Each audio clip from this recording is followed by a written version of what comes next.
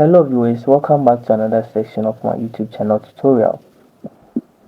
In this video, I'm going to take you through Newton's law of motion.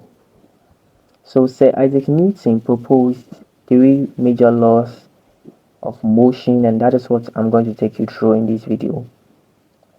If this is the first time you are visiting my channel, kindly subscribe, you share, then you like my video. Please watch the video to the end so you understand every content of the video. So, first law.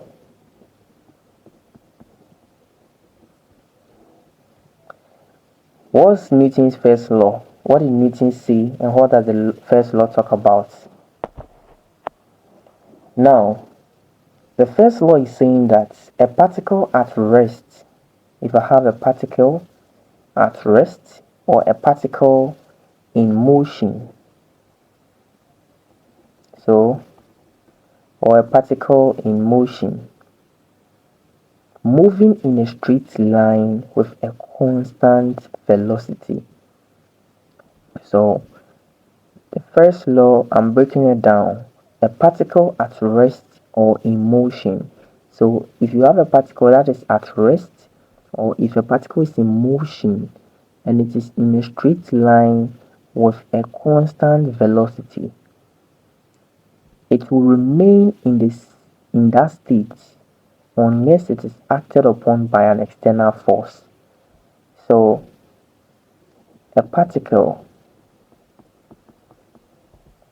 at rest or in motion will remain in that state unless it is acted upon by an external force. So this is what the Newton's first law is saying, that if you are having a particle that is at rest or if it is moving, then it should move with a constant velocity. There shouldn't be changes in its velocity to satisfy this law. What Newton is saying is that if you have a particle which is moving with a constant velocity, then your particle will continue to be in that state. It wouldn't change.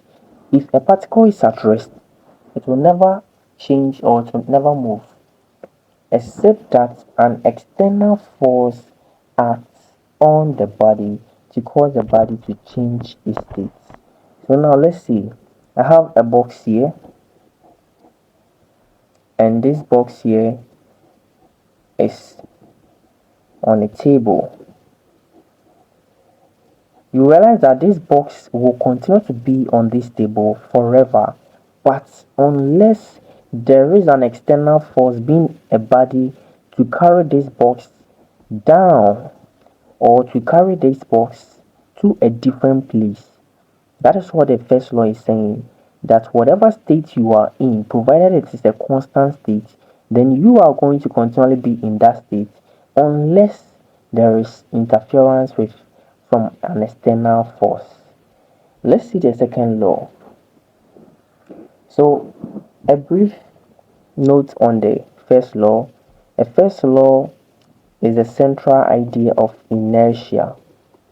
So, it is also called the law of inertia. Take note. The first law is also called the law of inertia because it focuses on the fact that if you are in your state, you wouldn't change except that an external force is applied to change your state. The second law. So, what is Newton's second law? The second law is saying that the rate of change of momentum is proportional to the applied external force and it occurs in the direction of the force.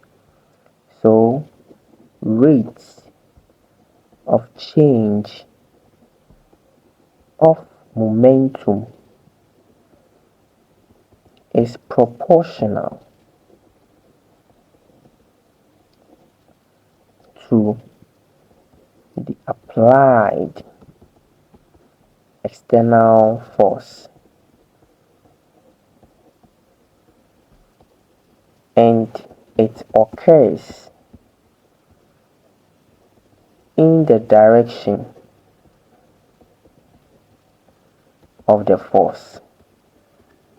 So Newton's second law is saying that when there is a change of momentum, then it will be proportional to the applied external force and it will occur in the direction of the force. Now, what is momentum?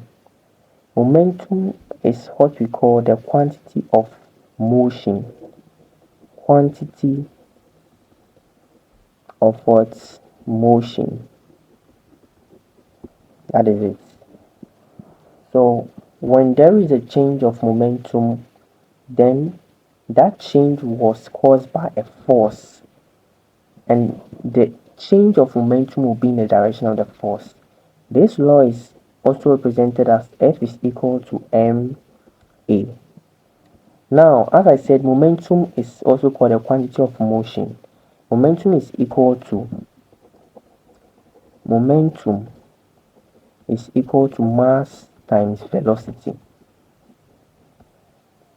And the law is saying that the rate of change of momentum, that is momentum per time, you get it? Momentum per time. So our velocity over time here is also the same as what? Acceleration. And this change of momentum is proportional to the force applied F, and it occurs in the direction of the force. So we get F is equal to the mass here, then the change of the momentum here is meaning is over t, but this v over t is the same as what? Acceleration. So we are getting force is equal to mass times acceleration at all times. So that is where when they give you the mass of the body to be equal to 5 kilogram and you have the acceleration to be 2 meters per second squared, then the force is simply 5 times 2, which is 10 newtons. Let's finally go to the third law. So for the third law, it's very simple. So for every force acting on a body, the body exerts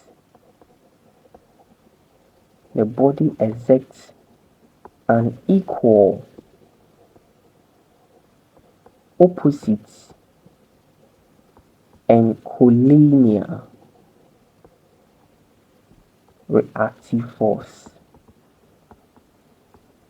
So for every force acting on a body, the body exerts an equal, opposite, and collinear reactive force. So meaning that whatever you do, maybe you have a body here and you are pushing it. So the force you are exerting, the body is also exerting that same force backwards or in the opposite dimension. That is why we have what we call the normal force. When a body is lying on a flat surface, force of gravity is acting on it, and there is a reaction here to make the body stable. For equilibrium to happen, always the gravity or the weight of the body should be balanced by the reaction of the body at its point of what? Rest.